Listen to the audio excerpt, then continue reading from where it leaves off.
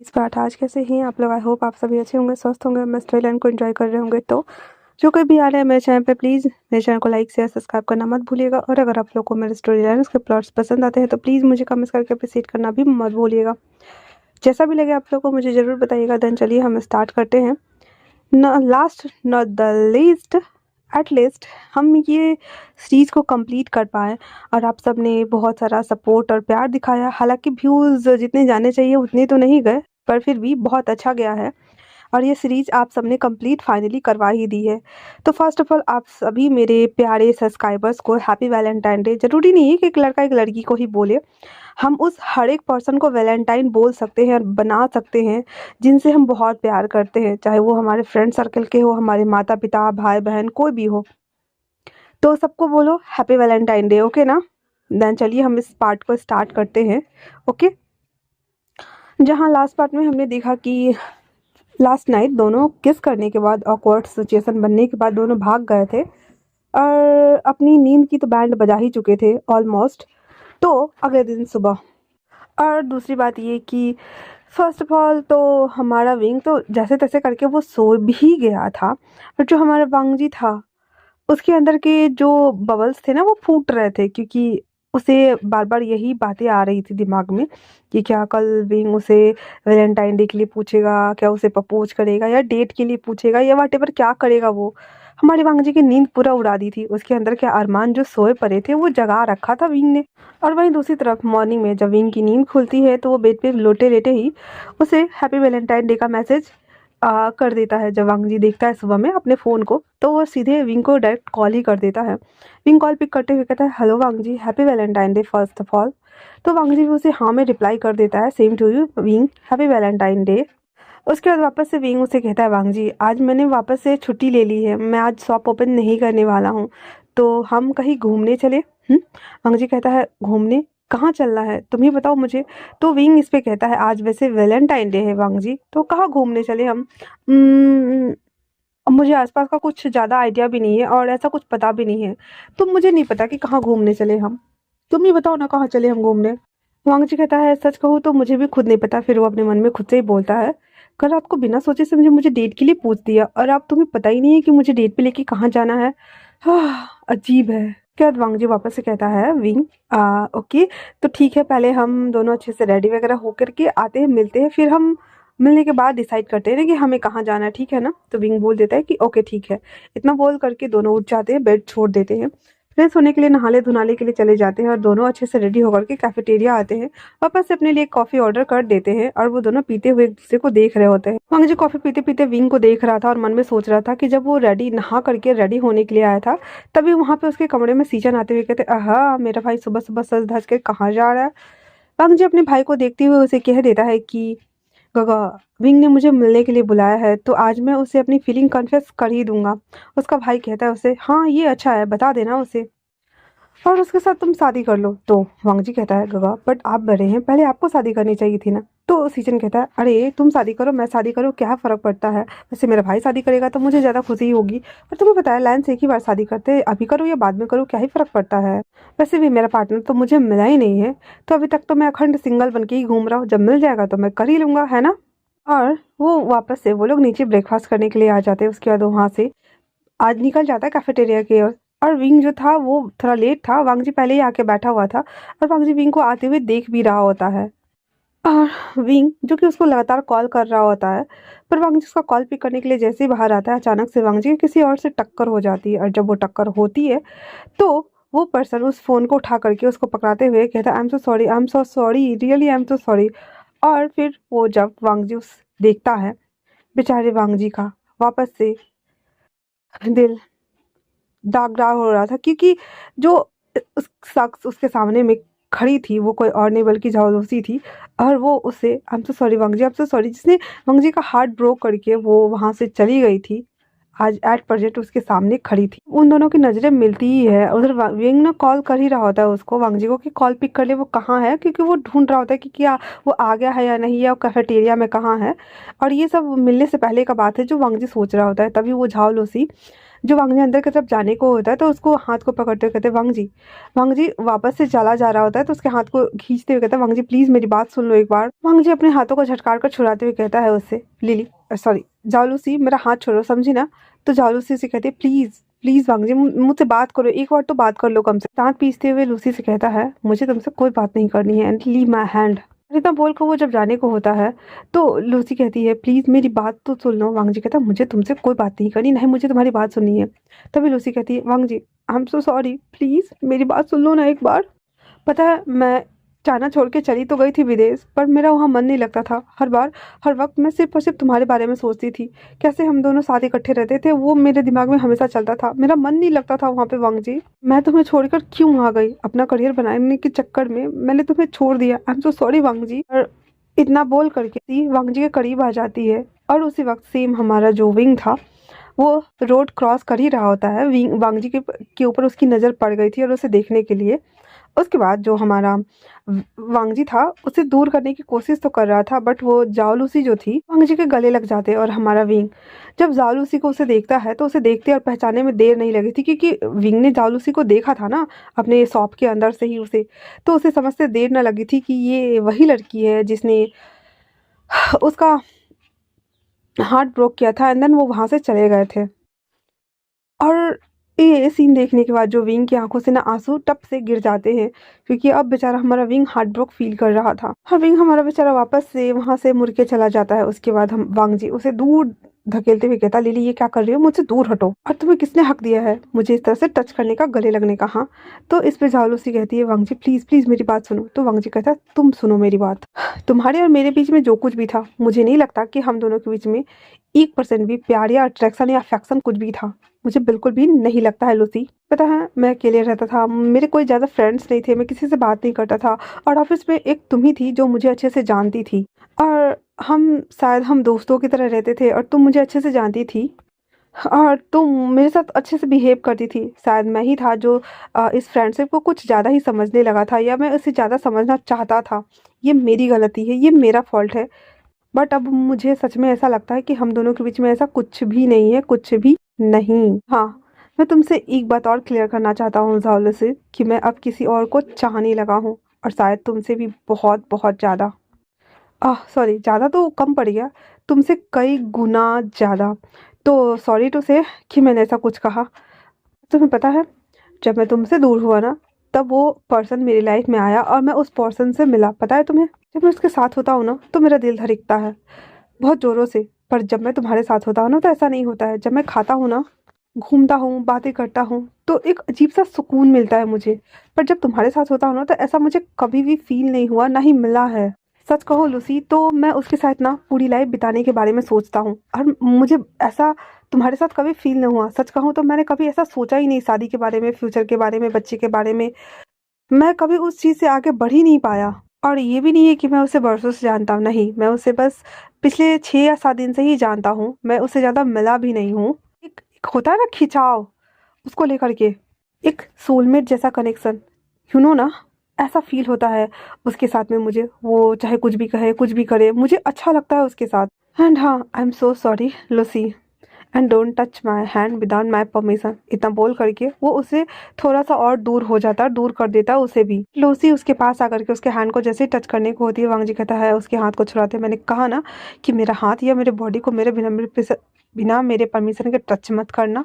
हाँ, दूर रहो मुझसे, तुम्हें समझ में नहीं आ रहा है क्या? लूसी कहती है उससे, वांग जी इतनी छोटी सी बात के लिए तुम मुझे अपने आप से दूर क्यों कर रहे हो? मैं देखो, मैं 7 दिन में वापस भी तो आ गई ना, मैं तुम्हारे बिना नहीं रह सकती, मैं समझ गई हूँ, प्लीज मेरी बात सुन लो प्लीज। ये ना एकदम झल्लाते हुए, दांत पीसते हुए कहता, ऐसा लूसी तुम 7 दिन में या 7 साल में वापस आती या फिर 1 घंटे में वापस आ जाती मेरे लिए, फिर भी मैं तुम्हें चूज नहीं करता। So stay away from me. हाँ, get out of my life Lucy, और दोबारा ये सड़ी हुई शक्ल लेकर मेरे सामने मत आ जाना। इतना बोल करके वांग जी वहां से जाने को होता है तो लूसी वापस से उसका हाथ पकड़ते हुए कहता है, Wang ji please please please please मेरी बात सुनो, वांग जी प्लीज हम बात करते हैं ना, प्लीज मेरी बात सुनो। वांग जी उसकी तरफ मुड़ते हुए कहता है, go away from me Lucy, तुम्हें समझ में नहीं आता है क्या? लिली वापस से कहती है, वांग जी प्लीज। वांग जी कहता है, देखो लूसी, मैंने कहा ना कि मैं तुम्हें पसंद नहीं करता हूँ, नहीं मैं, ये शायद हमारा एक ओनली फॉर अफेक्शन था और कुछ भी नहीं। ये अट्रैक्शन था जो भी था, बट अब नहीं है, और शायद तुम भी नहीं करती, इसलिए तुम मुझे भूल जाओ, मुझे किसी और के पास जाना है। उसके बाद उसे वांग जी को विंग की याद आती है और वो कहता है विंग। अपना फ़ोन निकालता है तो देखता है कि वहाँ पे विंग का नहीं मैसेज था, नहीं कुछ ऐसा नहीं था। और एक एक्चुअली में विंग के आने से ना से एक्स्ट्रा टाइम हो रहा था, मतलब 15 मिनट एक्स्ट्रा हो रहा था। जब वांग जी विंग को कॉल करता है तो उसे पता चलता है कि विंग ने उसके नंबर को ब्लैक लिस्ट में डाल दिया हुआ है। उसका मैसेज चेक करने के लिए जैसे वो बीबो अकाउंट पे जाता है तो वहाँ पे भी विंग ने उसे ब्लॉक कर दिया हुआ था और वहाँ पे उसे कोई अकाउंट ही नहीं मिल रहा था। इवन विंग का अकाउंट ही नहीं मिल रहा था वांग जी को। याद आता है कि जब लिली ने उसे हक किया था तो कहीं विंग ने उसे देख तो नहीं लिया होगा ना, इसी वजह से वो गुस्सा होकर तो यहाँ से नहीं चला गया ना। फिर वो अपने आप से छा सेट वांग जी और ऐसे करके वो पैनिक हो रहा होता है। ओह माय गॉड नो, आज मेरी डेट थी और मैंने सब कुछ बर्बाद कर दिया, सब कुछ। इतना बोलकर वो भागना स्टार्ट करता है विंग को ढूंढने के लिए। अपनी कार में आके बैठ जाता है क्योंकि वांग जी खुद अपनी कार लेकर के आया हुआ था और वो अनाथ आश्रम के लिए निकल जाता है क्योंकि उसे लग रहा था कि शायद विंग ने अगर उसे देख लिया होगा तो वो अनाथालय ही गया होगा, तो अनाथालय के लिए चला जाता है और वहाँ आकर के विंग को वो ढूंढता है तो स्टिल तो अनाथालय में भी विंग नहीं आया हुआ था। फिर वो उसके शॉप पे आकर उसे ढूंढता है तो विंग वहाँ पे भी नहीं आया हुआ था। फिर वो उसके कंपनी के बारे में उसको ख्याल आता है तो वो उस वहाँ पे उसे पूछने की और जाने की कोशिश करता है तो वो वहाँ पे भी नहीं था। फिर जो वांग जी था विंग को दूसरे नंबर से भी कॉल कर रहा होता है, बट जो विंग था ना वो दूसरे नंबर से भी कॉल पिक नहीं कर रहा था। वांग जी के नंबर को तो ब्लैक लिस्ट में डाल ही दिया था, पर दूसरे नंबर से भी वो कॉल पिक नहीं कर रहा था। तो वो पागलों की तरह ना सड़कों पे ढूंढ रहा होता है इधर से उधर, और वो बार-बार उसको कॉल किए जा रहे पर उसका नंबर तो ब्लैक लिस्ट में डाला हुआ था ना। और जो वांग जी था ना वो विंग को लेकर के बहुत ज़्यादा पैनिक करते हुए कहता है, तुम कहाँ गए होगे विंग, कहाँ गए होगे, मुझे कोई आइडिया क्यों नहीं लग रहा है, मुझे क्यों नहीं पता है कि तुम कहाँ गए होगे। और वो बार-बार ना हॉर्न को मारे जा रहा था। भाई साहब पीछे वाले लोग इतने पागल हुए बौखलाए हुए थे कि बाहर निकल के चिल्ला रहे थे कि होए भाई साहब तुम हॉर्न क्यों बजा रहे हो बिना मतलब में, लोगों के चैन हराम करने वाले हो क्या। मतलब जो वांग जी था वो सबसे माफ़ी मांगता है कि सॉरी सॉरी, और इतना बोल करके वो अंदर कार में बैठा हुआ था आराम से स्टीयरिंग व्हील को पकड़े हुए और सोच रहा होता है कि ओह शिट, ये मैंने क्या कर दिया, कहाँ गया होगा वो, मैं कहाँ जाके ढूंढूं उसे, मुझे कोई क्लू नहीं है। वो इरिटेट होते हुए खुद से ही कहता है, सोच सोच सोच इस 7 दिनों में तुम विंग को कितना जान पाए हो, वो ऐसी सिचुएशन में कहाँ जा सकता है, सोचो वांग जी सोचो। फिर वो वापस से ना उसके शॉप की तरफ वो चला जाता है एंड देन जो चेयर पे वो बैठा हुआ था ना वहाँ से पहले तो आसपास के सभी चीज़ों को देखता है देन वहाँ पे बैठ जाता है थक हार करके। अब उसे उम्मीद नहीं लग रही थी कि वो विंग को ढूंढ पाएगा, बट तभी उसे पीछे से ना रोने की आवाज़ आ रही थी जो सिसक सिसक के रो रहा होता है। वांग जी जब उठ करके उस तरफ थोड़ा आगे बढ़ता है, 2 कदम बढ़ने के बाद उसके बॉडी गेस्चर से जब उसे पता चल जाता है कि ये विंग ही है तो वांग जी पैनिक होते हुए कहता है विंग, वही हमारा विंग बच्चों की तरह दीवार से चिपक करके अब बच्चों की तरह ना आंसू बहा बहा के रो रहा होता है और अपने हैंकी से ना अपने आंसू को पोंछ रहा होता है। जैसे ही विंग वांग जी को देखता है ना वो फटक से उठ जाता है और वहां से जैसे ही जाने को होता है ना वांग जी उसके पास आते हुए कहता है विंग मेरी बात सुनो, मुझसे बात करो। पर विंग उसे बिना देखे ही आंसर करता है, नहीं मुझे मुझे तुमसे कोई बात नहीं करनी, मुझे जाने दो, मुझे कोई बात नहीं करनी तुमसे। विंग की ऐसी बातें सुन करके वांग जी उसका हाथ पकड़ लेता है और कहता है विंग पहले पहले मेरी बात तो सुन लो प्लीज। विंग ना अपने हाथ को छुड़ाते हुए कहता है छोड़ो मुझे, मुझे नहीं बात करनी, कोई भी बात नहीं करनी, मुझे छोड़ो प्लीज छोड़ो मुझे। तुम ना उस चुड़ैल के पास जाओ, उसको गले लगाओ, उसके साथ जो करना है करो, पर मुझे छोड़ो, मुझे कोई बात नहीं करनी, छोड़ो मुझे। वांग जी उससे कहता है विंग ऐसी कोई बात नहीं है, पहले मेरी बात तो सुनो। विंग कहता है छोड़ो, मैंने बोला ना छोड़ो, तुम्हें उसके गले लगना है, जो करना है करो, उस चुड़ैल के पास जाकर के जाओ करो ना, मुझे छोड़ो, मुझे कोई बात नहीं करनी, नहीं सुननी है। तो फिर जो विंग था ना वो वांग जी उसका हाथ छोड़ ही नहीं रहा था और उसको बार बार बोले जा रहा था कि मेरा हाथ मेरी बात सुनो, मेरी बात सुनो। तो विंग ना अपने हाथ को भी छुड़ा रहा था, अपने लेफ्ट हैंड से ना वांग जी को मारने लगता है, कहता है मैंने बोला ना मेरा हाथ छोड़ो, छोड़ो मुझे, कोई बात नहीं करनी, छोड़ो मुझे, मुझे यहाँ से जाना है, मैंने बोला ना छोड़ो मुझे, जाओ अपने चुड़ैल के पास, मुझे नहीं बात करनी, उसको जाके गले लगाओ ना। मुझे उसे काम डाउन कराते हुए कहता है हे विंग शांत हो जाओ पहले। विंग कहता है शांत हो जाओ, कैसे शांत हो जाओ, डे बाय डे मैंने तुम्हें अपने आप को अपने करीब आने दिया, तुम्हें पता नहीं चला कि मैं इन 7 दिनों में तुम्हें कितना चाहने लगा हूँ, तुम्हें पता नहीं चला मैंने कभी किसी को प्रपोज नहीं किया, मैंने तुमसे प्रपोज करवाया, हमने रोज डे मनाया, हमने हमने सभी वैलेंटाइंस मनाए, और तुम उस चुड़ैल को गले लगाए हुए थे, और मुझे मुझे कह रहे कि मेरी बात सुनो, मुझे बुरा नहीं लगेगा क्या। और उसके बाद वापस से विंग उसकी तरफ देख देख कहता है तुम्हें पता है देखो वो फूल मैं तुम्हारे लेके आया था, और वो बगल में रखा हुआ था, उसको उठा करके वांग जी के मुंह पे मार देता और कहता है ये लो फूल लो अपने पास रखो, पर तुम्हें क्या फर्क पड़ता है, तुम्हारी तो गर्लफ्रेंड वापस आ गई ना। तुम्हें पता है तुमने मुझे धोखा दिया है, मैं तो तुम्हें प्रपोज करने के बारे में सोच रहा था ना, पर तुमने ऐसा क्यों किया वांग जी, क्यों किया, और छोड़ो मुझे, मुझे तुमसे कोई बात नहीं करनी, मैंने बोलो ना छोड़ो मुझे, मतलब छोड़ो। विंग कहता है आगे मैं सुहागन होने से पहले ही विधवा हो गया। तो वांगची कहता विंग विंग, कहता क्या विंग विंग लगा रखे हो आप? तुमने शादी से पहले ही मुझे डिवोर्स दे दिया। वांगजी कहता क्या बकवास कर रहे हो? विंग विंग कहता हाँ तो सही तो कह रहा हूँ ना, शादी से पहले ही मुझे डिवोर्स दे रहे हो। ऊपर से दूसरी बात वो चुड़ैल वापस आ गई। तो वांगजी कहता हाँ वो लूसी वापस आ गई। तो कहता हाँ वही तो मैंने बोला ना, जाओ ना अपनी गर्लफ्रेंड के पास जाओ ना, वो तो अब तो वापस भी आ गई है ना, तो तुम्हें तो चांस चाहिए था ना उसके पास जाने का। तो मैं तो बोल रहा हूँ ना जाने के लिए, जाओ ना उसके गले लगो, उसके साथ घूमो, आज वैलेंटाइन मनाओ। बस क्यों आई? वो मुझे तुमसे छीन के ले जाएगी, मुझे दूर कर देगी, वो चुड़ैल वापस क्यों आए? वांगजी जी उसको कैसे समझाए, वांगजी को खुद पता नहीं चल रहा था। उसके दोनों शोल्डर को पकड़ते कहता विंग मेरी बात सुनो ठीक है ना? विंग कहता छोड़ो मुझे, मैंने कहा ना छोड़ो मुझे। वांगजी कहता विंग वो आई तो है पर मैंने उसे मना कर दिया, शांत हो जाओ प्लीज। जी की बात सुनने के बाद विंग ना एकदम से रुक जाता है, जैसे उसके वर्ड कान में जाते हैं कि मैंने मना कर दिया। ना रोते हुए कहता है तुमने तुमने उसे क्यों मना कर दिया? हाँ वो तो तुम्हारी गर्लफ्रेंड है ना। जी उसके आंसू को पोंछ रहा होता है उसे बहुत प्यार से, और उसके बाद उसे देखते हुए स्माइल करते हुए कहता है क्योंकि मुझे उससे बेहतर और बेहतरीन कोई मिल गया है जिसे मैं खोना नहीं चाहता विंग। तो विंग ने वापस से सुबकते हुए कहता और कौन मिल गया तुम्हें? तो वांग जी कहता है ओ हाँ वैसे मैं तुम्हें ये क्यों बताऊं विंग, वैसे उसने अभी थोड़ी देर पहले जस्ट उसने ये कहा है कि वो मुझे प्रपोज करने वाला था। आई थिंक से आई गेस उसने मेरे मुंह पे फूलों को तोड़ मरोड़ कर फेंक डाला और मेरे मुंह पे दे मारा। तो मैं क्या ही बोलूं? हाँ ये बोल सकता हूँ कि वाओ वैलेंटाइन डे पे कैसा स्वागत किया है मेरा उसने। विंग ना एकदम खींचते हुए कहता तुम बहुत बुरे हो वांग जी। तो वांग जी कहता हाँ हाँ मैं बहुत बुरा हूँ, मैंने कब कहा कि मैं बहुत अच्छा हूँ? वैसे तुम मुझे प्रपोज करने वाले थे तो करो। वापस से चमकते हुए कहता है प्रपोज? तुम जाओ उस चुड़ैल के पास और मैं जा रहा हूँ यहाँ से। इतना बोलकर वो जैसे ही जाने को होता है तो वांग जी वापस उसको पकड़ लेता है। वांग जी से कहता है पता है विंग मैं कितना ज्यादा परेशान हो गया था, मैंने तुम्हें कितने कॉल्स ट्राई किए इवन अदर्स नंबर से भी, पर तुम हो कि वापस से कहता है मैंने कहा ना छोड़ो मुझे। हाँ विंग वापस से कहता है तुम जाओ यहाँ से, जाओ उसके पास जाओ, मुझे कोई बात नहीं करनी। वांग जी कहता है सुनो मेरी बात Wing, listen to me carefully okay ना। लिली मेरे पास आई थी और वो वापस से मुझे रिलेशनशिप में आने के लिए कह रही थी और वो मुझसे बात करना चाहती थी। फिर उसने अपनी और मेरी बात करने की कोशिश की और जब उसने एकदम से ही मुझे गले लगाया ना, शायद उसी वक्त तुम वहां आ गए थे और तुमने उसे गले लगाए हुए देखा होगा मुझे, पर मैंने जस्ट उसे तुरंत धक्का दे दिया था विंग, पर लगता है तब तक तुम वहां से चले गए थे। तुम्हें 2 मिनट रुकना था ना, तब तुम उसे धक्का मारते हुए भी देख ही लेते तो इतना रोना धोना तो नहीं मचता ना तुम्हारा। हाँ इतना छोटू सा फेस ग्लूमी जो बना के घूम रहे हो ये तो नहीं होता ना, इतना रो रो कर जो अपना बुरा हाल कर लिया है तुमने ये तो नहीं करना पड़ता तुम्हें, थोड़ी देर और रुक जाते वहां पे। विंग वापस से सुबकते हुए कहता है ऐसे कैसे मैं देख सकता हूँ? हाँ बोलो, कोई तुम्हें गले लगा रहा था और मैं तुम्हें गले लगाते हुए देखते रहता क्या? मुझे बुरा नहीं लगता क्या? मैं नहीं देख सकता था। तो वांग जी कहता अच्छा अच्छा अच्छा बाबा ठीक है, एक बात बोलूं? विंग कहता है हाँ बोलो। तो वांग जी कहता है वो ओनली फॉर मेरा अट्रैक्शन था और कुछ भी नहीं था, अब मुझे अच्छे से समझ में आ गया है, अब तो मुझे कोई और पसंद आने लगा है। तो विंग वापस से कहता है अब कौन पसंद आ गया तुम्हें, वो भी बता दो मुझे। वांग जी ने कहता है ओ तुम्हें जानना है? विंग कहता हाँ। तो वांग जी कहता ओ वो मेरे सामने ना बच्चों की तरह करके रो रहा है। तो विंग कहता मैं बच्चा नहीं हूँ।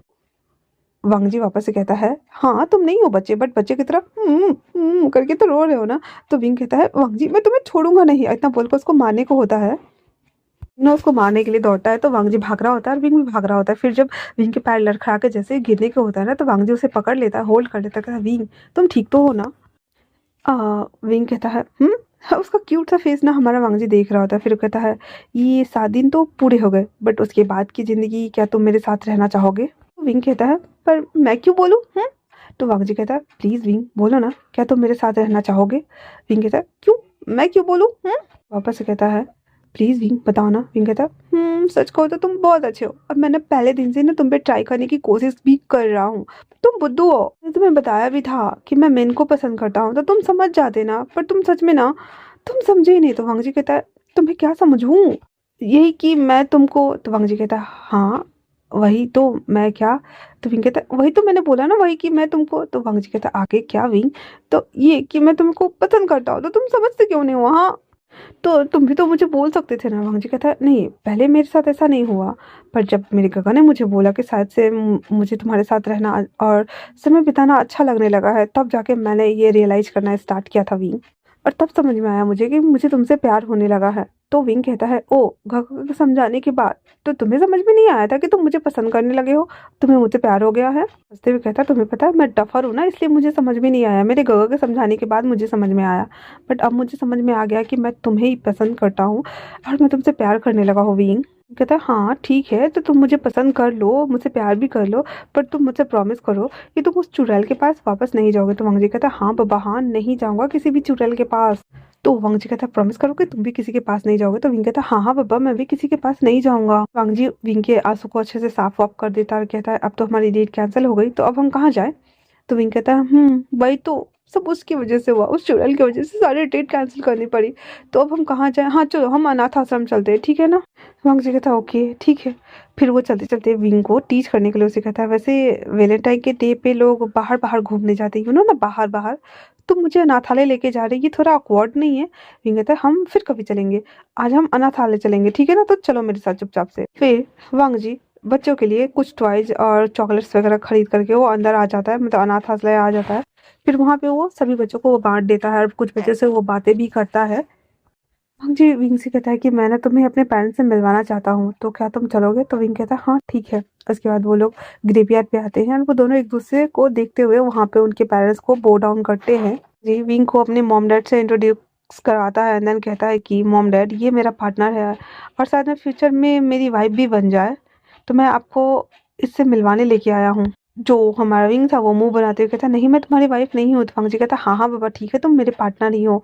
इतना बोलकर वो वापस से वो लोग बो डाउन करते हैं और वांगजी विंग भी अपने आप के बारे में उसके मॉम डैड से बता देता है और वो फिर वापस से बो डाउन करते हैं। फिर वो लोग वहां से निकल जाते हैं और विंग वांगजी को देख करके कहता है, तुम्हारी फैमिली में तो तुम्हारे मॉम डैड अंकल और गग्गा इतने सारे लोग थे, तुम्हारे मॉम डैड के जाने के बाद अंकल और गग्गा है, पर मेरे फैमिली में तो मेरे मॉम डैड भी नहीं है, कोई भी नहीं है, मुझे तो पता भी नहीं कि मेरे मॉम डैड कैसे दिखते थे।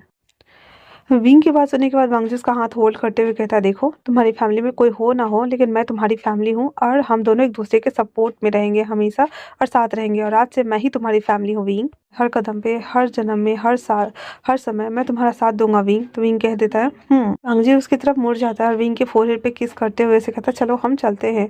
तो विंग कहता है, कहाँ। तो वांगजी कहता है, कहीं और घूमने चलो, चलते हैं। बोल करके हमारा वांगजी विंग को लेकर के वापस से अमेजिंग पार्क आता है। फिर वो साथ में राइड करता है, अच्छी खासी उल्टियाँ भी करता है, ऐसा नहीं कि उल्टी नहीं करता। फिर वो डैडी के साथ में पिक्चर्स खिंचवाता है बहुत सारी, हर जगह पे कपल्स वाले पिक्चर्स को वो क्लिक करवाता है। आइसक्रीम भी खाते हैं वो दोनों। अब थोड़ा सा शाम का वक्त हो गया है तो वो दोनों और वो लोग वांगजी के घर के लिए चल रहे होते हैं। तो विंग कहता है, हम कहाँ जा रहे हैं। वांगजी कहता है, मैं तुम्हें अपने घर लेके जा रहा हूँ विंग। विंग कहता है, अपने घर। वो कहता फिर विंग को लेकर के वांगजी अपने घर आता है तो वहाँ पे उसके अंकल थे और विंग अंकल को देखता है और अंकल भी विंग को देखते हैं और सीजन सॉरी वांगजी भी अंकल को देखते हुए कहता है, अंकल ये मेरा पार्टनर है। अंकल उन दोनों को देखते हुए कहते हैं, आखिर तुम इसे घर लेकर आ ही गए हैं वांगजी। तो वांगजी कहता है, जी अंकल। वांगजी की बात सुनकर अंकल मॉक करते हुए से कहते हैं, हाँ मैं तो उसी दिन समझ गया था जब इसे देखकर तुम्हारा नीचे वाला माला खारा हो गया था और तुम्हारी हालत ऐसी हो गई थी। वांगजी हमारा चिल्लाते हुए कहता, अंकल। तो उसका भाई वॉल्यूम बहुत ज्यादा था ना, इसलिए अंकल कहते, हाँ ठीक है ठीक है। और हमारा विंग भी शर्माने लग गया था बेचारा हमारा विंग। जाओ तुम दोनों ऊपर लेके जाओ विंकोर को और मैं मेड के हाथों तुम्हारे लिए खाना भिजवाती हूँ। जी, हमारा विंग को लेकर के ऊपर आ गया हुआ था और विंग के कमरे को वांग जी के कमरे को विंग देख रहा होता है और सभी चीज़ों को ऑब्जॉर्व भी कर रहा होता है। जो सर्वेंट थी वो खाना वाना रख करके चली गई हुई थी और जो हमारा विंग था क्यूरियोसिटी के बारे में वांग जी से पूछ रहा था कि ये क्या है, वो क्या है, वो क्या। तभी हमारा वांग जी जिसको उसको नॉटी नॉटी सूझ रहा होता है, विंग के सीधे कमर से हाथ डालते हुए उसे पकड़ के खींच कर अपने पास करता है। तो विंग उसे कहता है, ये क्या कर रहे हो वांग जी। वांग जी कहता है, क्या कर रहा हूँ, मैं तुम्हें किस करने की कोशिश कर रहा हूँ। इतना बोलकर उसके लिप्स को कैप्चर कर लेता है। विंग उसे छुड़ाते हुए कहता है, ये क्या कर रहे हो, कोई आ जाएगा वांग जी। वापस से वांग जी उसके लिप्स को कैप्चर कर ही रहा था तो विंग ने वापस से कहता है, वांग जी तुम ये क्या कर रहे हो। तो वांग जी कहता है, मैंने अपने फ्यूचर वाइफ को किस करने की ट्राई कर रहा हूँ और मैं क्या कर रहा हूँ विंग। उसके बाद हमारा जो वांगजी था वो विंग को लेकर के बेड की तरफ आ जाता है। अंदर वहाँ पे उसे धीरे धीरे किस करते हुए बेड पे लिटा ही रहा होता है। उनकी किस पूरी भी नहीं हुई थी, बेचारे की लस्टीनेस खत्म भी नहीं हुई थी कि बीच में हमारे अंकल किरण वापस से लटका बन के टपक जाते हैं और आते ही चिल्लाते हुए कहते हैं, बदतमीज बेहया बेशरम इंसान, दूर हटो उस बच्चे से। बेचारा हमारा वांगजी लट लट कर रहा था, वो उठ के खड़ा हो जाता है और कहता है, अंकल। तो अंकल कहते हैं, तुम लोगों को अपना पर्सनल रूम तो दिया है ना मैंने, तो तुम फिर इस रूम में क्या कर रहे हो। हाँ, अपने रूम में जाकर जो करना है करो ना। क्या बोलूँ मैं इस दिन, इसलिए उस दिन तुम्हारा नीचे वाला माला वापस से खड़ा हो गया था ना तुम्हारी इन्हीं हरकतों की वजह से वांग। तो वांग जी कहता है हाँ हाँ ठीक है मैं अपने रूम में जाता हूँ। और फिर वो विंग को देखते हुए कहता है विंग चलो यहाँ से चलते हैं ना। इतना बोल करके वो विंग को वहां से ले जाने लगता है। तो अंकल कहते हैं शादी के बाद ये सब होता है, बदतमीज लड़के अभी से ये सब क्यों कर रहे हो, तुम देख लो मैं तुम्हारा क्या हाल करता हूँ। अंकल कहता है हाँ ठीक है अंकल मैं जा रहा हूँ अभी। इनको लेकर के अपने कमरे में आ जाता है। फिर उसे वो पिक्चर्स दिखा रहा था जिसमें उसके मॉम डैड अंकल और उसकी होल फैमिली थी और वो सबके बारे में विंग को बता भी रहा था और विंग को वो दिखा भी रहा होता है। हुआ था ना वो वांग जी को देखते हुए कहता है वांग जी पता है तुम्हें तुम्हारा बेड ना बहुत ज्यादा कंफर्टेबल है। तो वांग जी फटक से उसके पास आ जाता है कहता है हाँ मुझे पता है मेरा बेड बहुत ज्यादा कंफर्टेबल है। विंग विंग की तरफ झुकते हुए कहता है वैसे एक बार आजमा कर हम देखें क्या कि ये बेड सच में कंफर्टेबल है या फिर कुछ और आवाज आती है। विंग ने वांग जी को ना देखते हुए घूर कर चिलचिलाते हुए कहता है यू बेशरम बे है इंसान, यू फॉरवर्ड सेमलेस कहीं के। मुझे पता है तुम क्या सोच रहे हो। मुझे पता है। मुझे देखते ही तुम्हारा हार्ट कॉक ना वापस से वेकअप हो जाता है। उस दिन जब मैं तुम्हारे गोद में कूदा था ना ये बहुत ज्यादा हार्ड हो गया था और मुझे पोक कर रहा था तभी मैं समझ गया था। और अभी देखो तुम ऐसी सेमलेस बातें कर रहे हो, ये वापस से वेकअप हो जाएगा। जी विंग के पास आते हुए वापस से उसे कहता है वैसे क्या तुम्हें पोक कर रहा था विंग, क्या मुझे बता सकते हो तुम। वांग जी की बात सुन करके विंग ना उसके हार्ट कॉक को ना पकड़ते हुए कहता है ये पोक कर रहा था मुझे। और उसके बाद विंग उसे कहता है ये इसको ना काट के मैं कहीं और रख दूंगा, न रहेगा बांस न बजेगी बांसुरी। तो वांग जी ना झल्लाते हुए कहता विंग दर्द हो रहा है छोड़ो मुझे, और ये बचता नहीं है। तो विंग कहता है नहीं मुझे पता है अच्छे से पता है ये बचता है, मैंने पोन। और इतना बोलते बोलते वो चुप हो जाता है। विंग विंग कहता क्या। वांग जी कहता विंग विंग कहता मुझे पता था कि मैं बॉटम बनूंगा तो मैंने पॉन्स देख रहा था कि क्या कैसे होता है और मुझे कितना दर्द होगा।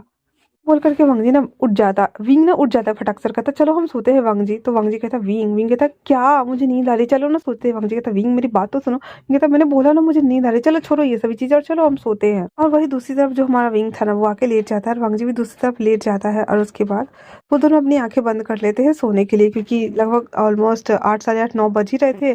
सोने का लाइन मेंशन में टाइम हो ही गया था।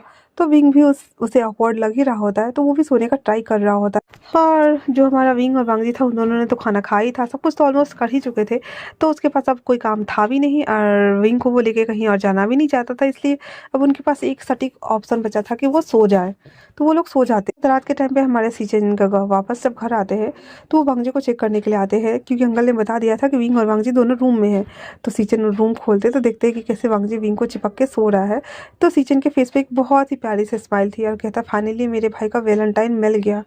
फिर उसके दोनों को मैं की विंग को और वांग जी को दोनों को चादर ओढ़ा करके अच्छे से टक करके और वहां से वो निकल आते हैं। उसके बाद सीचन वहां से वो अपने रूम में आते हैं, फ्रेश वगैरह हो करके सब कुछ करने के बाद वो नीचे आते हैं। तो अंकल और वो दोनों ना अपना डिनर फिनिश करते हैं और उसके बाद जो हमारा सीजन थे ना वो बहुत हैप्पी था और वो अंकल से कहता है अंकल वो दोनों बहुत प्यारे लग रहे हैं ना साथ में। तो अंकल कहते हैं हाँ सही में।